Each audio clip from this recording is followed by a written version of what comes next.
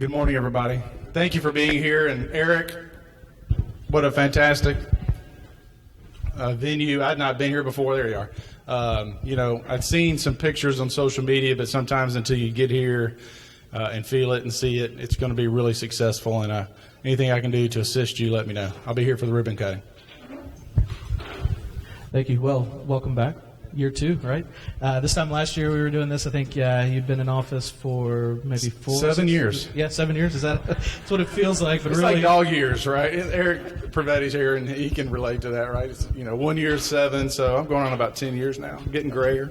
Yeah, I think it was 4 months last time. Here we are. But I get it. It can feel like over a year now in the position, probably year and a half. Yeah. So looking at your first year full plus, what are some of the highlights from that, more specifically in 2019? Wow, that's Mayor Mulder and Graham and Bill White are here. And I think, and this is my perception, there's more of a collegiate feel in the community right now than I think I've ever seen or heard. You've got the cities and the county really working together. We're not always going to agree, but, there was a situation a couple of days ago. Chaz called me and said, "Hey, what's going on?" I said, "I don't know. Let me go fix it." It was just one of those, a simple phone call versus letting something that was just clearly a breakdown in communication turn into an issue or a thing, right? It's just, okay, yeah, I didn't realize that happened. Let me fix it for you. And, Mayor Graham's got my number. Bill, he's got my number. In fact, we've communicated on a couple items.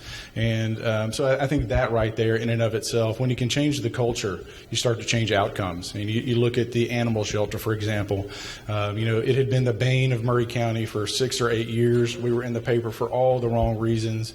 And in a year and a half's time, we've had a total turnaround in that department. They're now one of the best shelters in Tennessee. We're in the paper for all the right reasons. This past summer, there was a virus outbreak at a shelter in Texas, and they lost over 70 animals. The shelter made drudge. We had a more contagious virus outbreak at our shelter, and we only lost 5. Why? Because we have better protocols, our people are better trained, and so we're focusing on those outcomes. And so again, we didn't make drudge. And I tell my directors, I don't want to see you or me in the paper. That's not. I don't want Keith calling me to say, "Hey, what about this?" I don't like saying I don't know. So if something goes wrong, let me know about it so that we can address it. And I'm not caught flat-footed. Fantastic. What do you see on the horizon for 2020? What's going to be the main focus of yours? We do have some questions around maybe a few of those items. 2020, and I think we talked about this last time, there's been this just surge of growth in Maury County and Columbia and Spring Hill, Mount Pleasant. I mean, all corners are growing right now. And I think that's just the tip of the iceberg. The growth over the last 5 years, and I say this all the time, is going to be dwarfed by the growth over the next 5. So unless something catastrophic happens in the economy, we're going to see another phase of explosive growth, a phase of growth that I'm not sure we're really ready for, to be honest with you, because growth doesn't pay for itself. I mean, you hear those comments all the time, but, well, growth should pay for itself. Well, it doesn't. And so how do you manage that? And so, I've probably used these statistics, or you've heard them before, but $1 of residential tax revenue costs the county about $1.32. So for every new rooftop, we're losing anywhere from 25 cents to 32 cents in revenue per house. And so when you look at a budget, I inherited a deficit budget when I was elected. And as you look at the projections for this year, we're still in that deficit timeline because of this explosive growth. And we have a deficit projected of around $5 million. But we have to balance that budget. And so what do you do to balance the budget without raising taxes or minimizing the tax increase that has to occur? Because, at heart, when it comes to fiscal policy, I'm a libertarian. Low taxes, less government. You leave me alone, I want to leave you alone, right? But at the end of the day, I still have to pay the bills. And so that's what we're working through today is how do we manage this growth that is going to cost more revenue than it will bring in and yet not hit you every 3 years with a property tax increase? Great. Yeah, I do remember finances were a big topic, and it'll be a topic today as well. Great opportunity to transition. Everybody know there's an election next week? Yeah? So we always take our kids to vote, and our plan was to take them Friday to early voting. But as long as I've worked in politics, I somehow missed the memo that early voting ended on Tuesday, and so I was the big moron. I mean, I was telling the kids Friday we're going to go vote, Friday we're going to go vote, and then I actually saw it on social media. Today was the last day to vote. I was like, well. So anyway, I think voter turnout is incredibly low right now, and I know we're going to get to that here in a minute. But go vote. Good thing it wasn't a county mayor election, right? Hopefully. Well, as long as my people vote. No, I'm just kidding. Understood. Well, in addition to the primary that's on the ballot, there's a very interesting referendum for Maury County this year, and that's regarding the local option sales tax, looking to increase that from 2.25 to 2.75, which is the state mandated cap. What are your thoughts on the referendum and the importance of that? Yeah, so there's kind of a philosophical question you have to ask yourself, the county has to ask itself, do we want to hit property tax owners every 3 years to pay for this growth? That's the question. Or do we want to try to spread that out so that visitors, tourists, people who live out of county come here to work and they buy gas, they go to the grocery store, they go to lunch, they're helping pay offset some of that cost. So if my 10-year-old spends his allowance money, if he pays an increased sales tax amount, he's helping contribute to that growth. And I worked for Dr. Laffer. Dr. Laffer is the architect of the two of the largest 3 tax cuts in United States history: Kennedy, Reagan, and Trump. He wrote Reagan and Trump's. So, I'm trained in low taxes, less government. And if you listen to Dr. Laffer, what he'll tell you is the best tax, I don't like taxes, all taxes are evil, right? The best tax is the smallest tax that touches the greatest number of individuals. And that by default, from a county's perspective, is going to be the sales tax. So if we raise the sales tax, that half a penny, that touches everybody in the county, whether you live here or not. And again, I'm not having to hit you every 3 years on your property taxes. We only have so many opportunities or ways to fund the county. And so we're very limited. The legislature, and I'm fighting with the legislature right now on some of the ways that they've really handcuffed the county, because we're in a unique situation. There's about 12 counties in Tennessee, like your Williamson, like your Rutherford, and some of the, and Maury, of course, and where we've seen this explosive growth. And the state has really kind of meddled in our finances and restricted how we fund ourselves. And again, I want to have a smaller tax that touches a greater number of people, or if you look at, and of course the builders are going to have a heart attack, but a small impact fee. Because for example, if you look at water infrastructure for the county, over the next 7 years or so, Maury County Water will spend about $30 million in water infrastructure. There's, roughly $10 million in offsets available. So that's still $20 million that the county will spend on water infrastructure, and we're having to put that in today for the growth that'll be here in 15 years. So the growth doesn't pay for itself because I've got to put in the water lines today. The high school, once you hit the tipping point on population in a high school, I've got to build a high school that's going to last us 20 years or more, even though you don't really have the population to fill it. So that school costs me today, and it'll take me 30 years to recoup those monies. But yet I still have to balance my budget. Great. Thank you for that. What other options, whether it's additional revenue sources or cost-saving sources, would you say the county is looking at to help prepare us for the future growth and have the funding to do that? Well, I think one of the things, going back to the state, so you have maintenance of effort. What does that mean? That means there's certain line items in the county's budget. So I'll just use round numbers. We're almost a $200 million budget. $105 million of that is the schools. If we give them $105 million last year, which we did, we have to give them that same dollar amount this year. So if we have a population drop, we have students unenrolled, they move to Williamson, whatever. So you have fewer students. Let's say, in addition, we close a school. So our cost on the school side goes down. We still have to give them $105 million. If I hire an outside CPA firm and I find $3 million of waste today, I can identify it. I can point to it on a spreadsheet. I still have to give them $105 million because they're protected by law with maintenance of effort. So what do you do when I don't have line item veto? Former county executive in the back can understand and appreciate this pain. You see something in the budget that doesn't need to be there. I can veto the whole thing, but I can't touch a single item. And so what we have to do, and what I'm advocating for, is the exact same dollar amount that we gave the schools last year is the number that they'll receive over the next probably 2 to 3 years. Because on the county side of the budget, every department head, every agency comes before the county commission. Even before that, myself and the department heads and the budget and finance director, we're meeting and we're going through those budgets line by line. We're justifying each line. We're looking for waste. We're identifying areas where maybe we're deficient, but then how do you pay for that in other areas of your budget? We're really going through the county side with a fine-tooth comb. On the school side, they don't have the same process. I know there's waste, but I can't touch it. And so by forcing them, by capping their maintenance of effort, it's not going to go up. They're going to now have to go through the same process. They're going to have to find their own waste. They're going to have to manage their own waste. And that's under the purview of the school board. The school board picks a number. They come to the commission funds it. At the end of the day, I have to sign it and approve it. So that's the process. But we've got to hold the line on spending. And if you save 1% or 2% on a $105 million budget, that's a lot of money. It's a lot of money.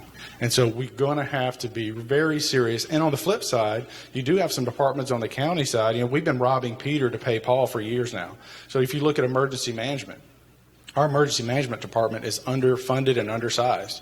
We're one of the fastest growing communities in Middle Tennessee. We should have 6 full-time personnel. I'm working with 3.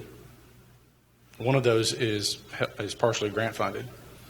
And so what that means is you have a director who's having to work 80 hours a week in order to take calls because my other are hourly. That also means that, and I don't mind doing it, but I also take calls. So it's not that uncommon for me to be the first responder on a scene on the south side of the county because I'm in proximity and I know that my emergency management department doesn't have any hours left. That's not the proper way to run a county. And so we've got to identify our various areas and just be honest. I know there's some departments that would love 7 new employees. What you want, now tell me what you need. And we've got to get really serious and make those tough decisions. And I know I rambled, but you got to understand the math to understand we're painted in this corner back here. There's not a lot of options to get out of it. And so, and what I would challenge or what I would say just with as much humility as one can, if I'm a low tax guy, and if I'm telling you that we're going to have to raise this sales tax, I've looked at all the other options. And to be honest with you, this isn't a yes or no. It's an either or. The sales tax equates to 16 cents on the property tax. So if the sales tax referendum fails, the commission is going to end up being forced to raise the property tax about 16 cents. And so instead of everybody in the county paying a little bit, the property owners are going to bear the brunt of it. Last financial question that I have prepared, then we'll move on to some other topics. But recently, there was a big change in the financial management of the county through the Private Act. I don't remember the official term of that, but moving it into one consolidated financial department. In your opinion, what are the positives and negatives of that over the last year or so? I think it's all been positive. I mean, if you're going to identify negatives, I think there's some personnel moved from the school side to the county side. That transition probably could have gone smoother. A couple of audit findings that we've had this past season because of the transition and just, I mean, you're merging 2 large departments into one under one new director.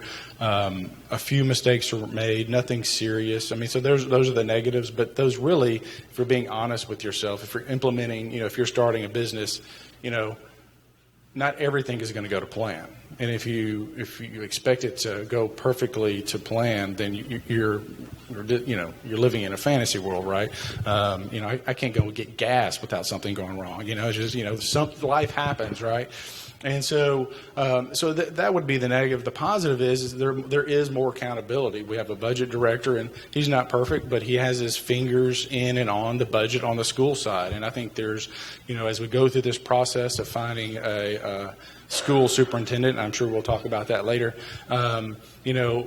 My hope would be that we have a superintendent that understands that, we're not a blank check anymore.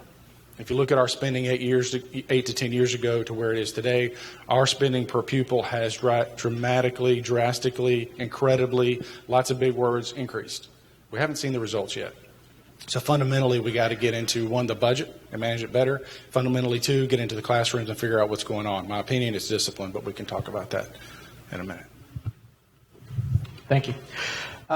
Last year, also regarding waste and landfills, Chickasaw Trace reached capacity. That was closed down. Do we have to talk about this? Yeah. Well, there'll be some good questions here in a minute too. I promise. Positive. So what impact has that had on the county, and what is being done to look at our long-term strategy for waste? Yeah. So if you're not fully informed on what's happened, a landfill is approved for a certain amount of volume. So not only square footage and airspace, but volume. And working with the state, it was calculated that we were over tonnage. And so they basically said you've got to close Chickasaw.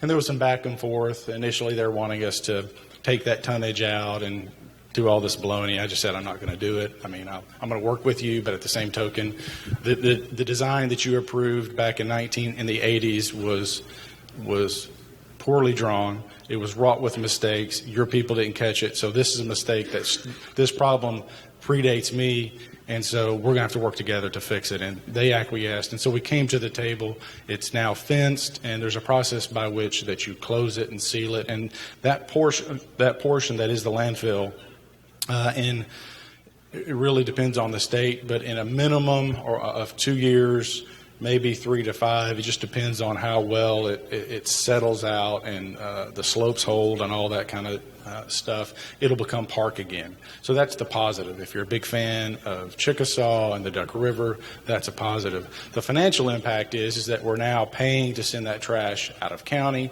And I will praise TDEC, as far as working with Maury County and also other counties, looking for alternate solutions to where we're going to put our trash. You've got, we as a region, we have a trash problem. Multiple landfills are closing. The state has not approved a new landfill in a number of years. They typically will do either an expansion of an existing landfill, or they'll look and they'll take a dormant, maybe an industrial space that was called a monofill. So there's a certain type of materials, very limited scope, that's going to be deposited there. And they'll approve that for a household or a waste, a demolition landfill. Excuse me, I had a moment there, Alzheimer's. But what that does from their perspective, one of the things, their ulterior motive is by flipping these industrial sites into common use landfills, is they're cleaning up what's in the ground. There's a process by which there's federal monies available. So if you had, I'll just use Monsanto, don't freak out anybody, but if Monsanto was putting toxic chemicals into the ground at a landfill site and it becomes a landfill, again, don't panic anybody, but what happens is TDEC is remediating all that waste that's in the ground whilst it's becoming a landfill, because they're sealing it, they're capping it. If you have an old landfill site that's privately owned or corporately owned, the water monitoring requirements are much lower versus if the county owns it. So if I own it and it's a landfill, it exponentially increases. And so TDEC is really trying to drive counties, municipalities towards that, because, again, they're trying to clean up some of these old sites. And back in the 80s and 90s, it was called the Wild West at TDEC. Basically, you could handshake and say, you see that hole over there? I'm going to put some trash in it. They'd be like, okay, just put trash, And so now it doesn't work like that. And a bunch of rule followers, and they have a job to do. And it's my job to push against those boundaries and try to save the county money. But it's had an increased cost. That's why when you look at that deficit that we have currently, you had the The assessment that was done, those numbers weren't quite accurate. The property tax value was set too low. That created part of our deficit. You look at the monies that were additional monies we're spending on trash. That's contributing to our deficit. We opened 2 new schools in the same fiscal year. That's contributing to our deficit. So we had a lot of things that normally, if one of those hit in a budget cycle or in a 2-year cycle, you'd be fine. But they all hit in the same year, and now we've got to figure out how to get out of that over the next 3 to 5 years. Changing gears just a little bit, a big role of this organization is economic development for Maury County. More specifically, because that's a wide term, business recruitment, working with existing industries to help them expand as well. Oftentimes you participate in that process with us, so thank you for that. But what would you say is Maury County's greatest strength or opportunity when it comes to recruiting a new company? You know, if you've heard this story, I apologize. So Mearson is $1 billion European company, publicly traded, and Eric, he kind of serves as in the number 2, number 3 role for Mearson, and that was a long solicitation process, and we kind of hung in the race. You know, they had a top 10, and we were still in there, and they narrowed it to 5, and we hung in there, and they narrowed it to 3, and we kind of hung in there. And at the end of the day, they chose Maury County, specifically Columbia. And I won't forget it, I was in my garden, I was in shorts, and it was hot and sweaty, and get a text from Eric, he's in France, and says, hey, you have a minute for a call? And he calls and says, I just want you to know we've chosen Columbia as the site for our new location. I said, well, thank you. And he and I had kind of connected, and just had a good relationship. And actually, it was kind of funny. He goes, what do I call you? He said, is it Your Highness, Your Honor? And so I'm sweaty in the garden, and right now you call me stinky. But and I said, well, what do you call? What's the appropriate term in France? And he said whatever. And I said, well, he said, well, how about I'll call you Andy and you call me Chris, or Eric. And again, that was kind of our relationship. But he said something that was striking, and I think answers your question. He said, we have open facilities all over the world. And he travels. So he spends 2 to 3 weeks a month on the road traveling to his facilities all over the world. He said, this is the first community where I felt like I was at home. He said, you all have something special in Maury County. And I think part of that is the leadership. Bill, Rick, Chaz, myself, we all want the same thing. So if there's something I can do to help Mount Pleasant or any of the other municipalities, we're all now rowing in the same direction. And that always hasn't been the case. And there's some areas where we still butt heads, and we're working on those relationships, and you got to get turf wars and egos out of the way. But at the end of the day, we all want the same thing. And I think that is our biggest asset. Obviously we have infrastructure. Yes, we have economic incentives. Yes, we have all the other things. But we have people who care and love this community in leadership roles, and we're doing it because we love our community, and I think that shows. I will attest to that for sure. It is a team sport, what we do here. We've got a great staff at our office, Travis and his team, but oftentimes we bring in the community volunteers, the mayors, the city managers, the utility directors, all of that, and the team really does work well together. So I'll echo that, and we receive that comment from project managers at the state and TVA many times. Flip that around. If we could improve one thing right now to enhance our ability to recruit companies, what do you think that would be?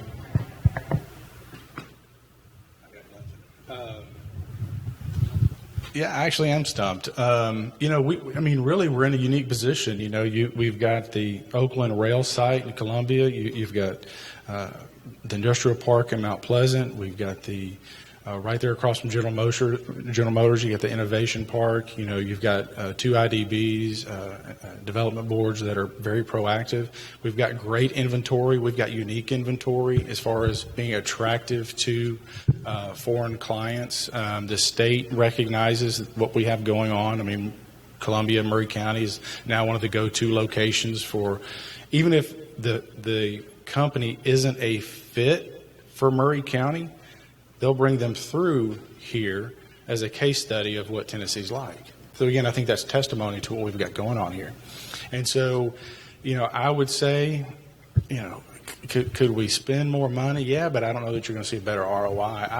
I'm good with where we are. I mean, it's sometimes be careful what you ask for. You know, I want managed growth. I want smart growth, and I think there's some infrastructure that we need to be built to build out further. So, if you had to say, what do we have to do to prepare for more like a tsunami of economic growth, and by that I mean corporations and jobs, there's some critical infrastructure components that we have to address on both the north and the south and the central that we're all working towards. Mayor Graham's got his hands full with roads and interchanges. Mayor Mulder, you know, working with the state on the Bear Creek Pike interchange. At some point, you're going to see Bear Creek 4-lane. And again, if you own property on that thoroughfare, I'm sorry, but it's going to happen. I mean, at some point, TDOT's going to say, "Oh, your turn," and it is what it is. And so, but that critical infrastructure is what we'll have to work on to be a better destination going forward. Thank you. I do want to remind everybody again that you do have cards, so if you do have any questions, please make sure that our staff sees those so they can bring them up at the time.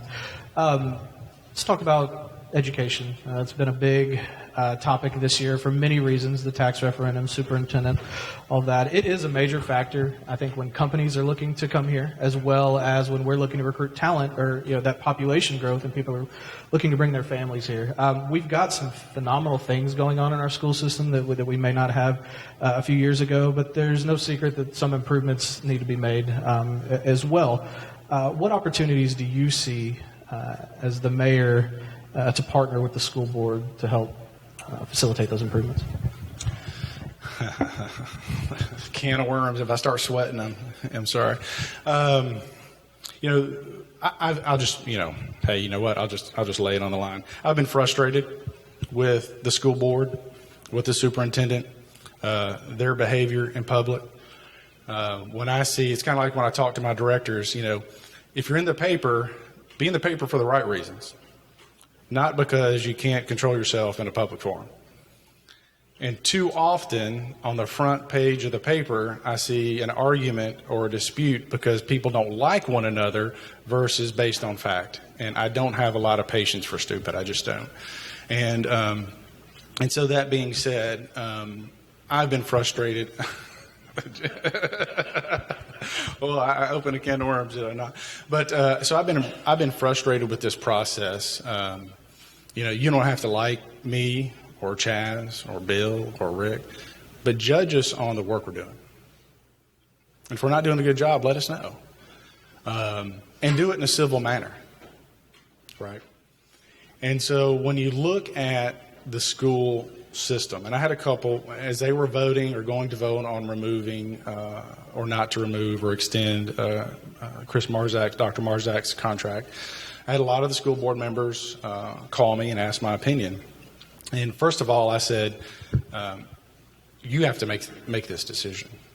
That being said, there is, before you point your finger at one person, you all need to go stand and look at a mirror and then point your finger at yourselves, because all of you are to blame for the mess we're in currently. The school board has to start leading and setting metrics and accountabilities for the superintendent. That's who he works for. And if you don't do that, it doesn't matter who's in that role, they're going to fail. And so that was my challenge to the school board is if you're going to hire someone new or whether you're going to keep Dr. Marzak, you've got to set forward metrics that he knows he has to attain, that he can be held accountable to. And if he doesn't, now you have an actionable item in a school board meeting. It's not about personalities. You didn't do this, this, and this, ergo, thank you for your time. And so that's why I've decided to launch an education task force. And I think what needs to happen, and I would like to work with the Maury Alliance. I think there's a great opportunity for the Alliance to step forward, just as you've taken a leadership role on the sales tax referendum, to step forward and have a voice on education. Because economic development, yes, we got to have incentives. Yes, we have to have infrastructure, but we also have to have an educated workforce. And so it's critical to your job and your mission to have a voice and say in education. And so as we move forward, I'll start gathering the mayors, key leaders from across Maury County to identify what are the deficits from a business perspective in our schools. What does General Motors need out of our school system? Because they just spent $40 million to expand that plant. If we want them to spend another $40 million, what do they need to see out of our school system? Mearson's going to open revive an old facility in Columbia, spend $60 million. What do they need to execute that next phase of expansion? Because I want them to invest another $40 million in Maury County. What is it going to take down in Mount Pleasant for whether it be fuel total systems, et cetera, et cetera, et cetera? And get buy-in from the business community on what we need to move Maury County forward. And once you set out metrics, in the same way the school board can hold the superintendent accountable, the business community can hold the school board accountable. Because if you're not doing your job, they need to be told. The rest is history. Thank you. I have seen some cards being collected, so before we go to questions from the audience, anything that I have not asked you about that you'd like to discuss? Well, I would say if you have interest in serving on the education task force, let me know. I'm sure it's going to get some criticism, so be careful what you ask for. But when you look, the future of Maury County, the future of our community, our state, and our country, it's our youth. And when I look at our school systems, we have some fantastic things going on in our schools. We got a lot of room for improvement. All I want to see in the paper is the good things, not a feud between two people who don't like each other. Question from the audience here. How can the county partner better with the cities to grow tourism? It's a big thing now. A lot of people are considering Maury County for tourism, and they're seeing that growth. How do you think we can better partner there? That's a fantastic question, and we're already moving that direction. So you take Thunder over Maury, which typically is a July event. It's hotter than Hades out on the tarmac. It's being moved to May 16th. Is there anybody who can confirm? Yep. All right. Roger that. And but what it's going to do is it's Armed Services Day. It's not going to be as hot out there on the tarmac. It's free down in Mount Pleasant, and it's now a Spring Hill, a Maury County, a Columbia, Mount Pleasant event, right?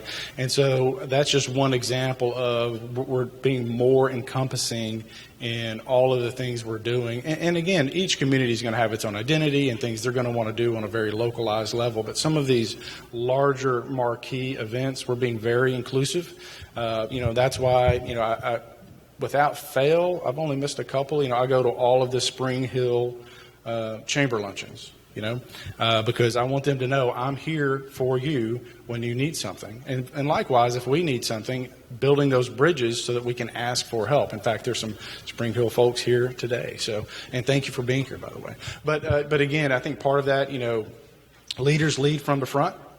And so my job is to be out there in the community, to be in Spring Hill, to be in Mount Pleasant.